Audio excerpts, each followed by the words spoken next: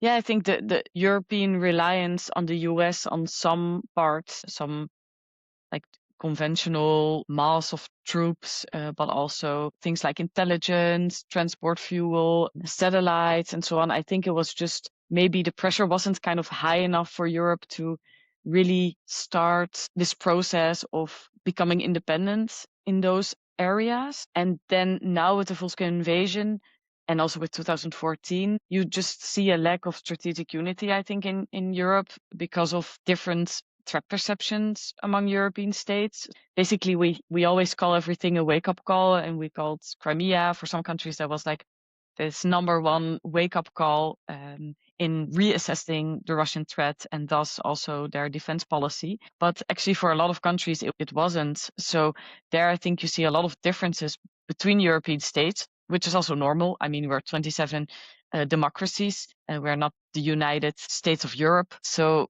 it makes sense, but then I think that also explains kind of the lack of real pressure there was to start really building something up together in terms of European defense. And that's also why you see that Rearm Europe is actually a project from this year and not 2022 as a result or like pressured from the war in Ukraine, but it was really more the impulse of the transatlantic insecurity that actually led to a more broader project of Rearm Europe. So I think, yeah, Europe has been looking away for a long time because of these different threat perceptions. Also because it's very hard to step in those crucial capabilities and strategic enablers. But you're right to say like that actually the US has been announcing this for a longer time. But then also at the same time, I mean, the US has also been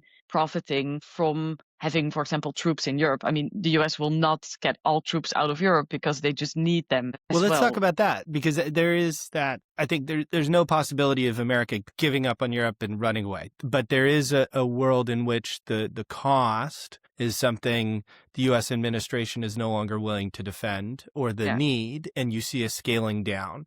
First of all, how realistic do you think that is? And what do you think that means for European security? Yeah, so I think up until now, the discussion about US withdrawal from Europe has been a bit too simplistic. It's always like, will they pull out of NATO or not? Will they abandon us or will they stay? I think it will be something in between. Then, I mean, I'm actually working on this chapter right now on possible scenarios for US withdrawal from Europe, also because you've seen quite some new articles recently, like in foreign affairs, foreign policy, but you also had some broader studies on the costs of a possible US withdrawal from Europe. I think US had about 60,000 troops in Europe. Then it increased until 100,000, but of course this switches all the time and it depends on which numbers you rely on and rotation and stuff. And I think it now kind of stabilized on 80,000.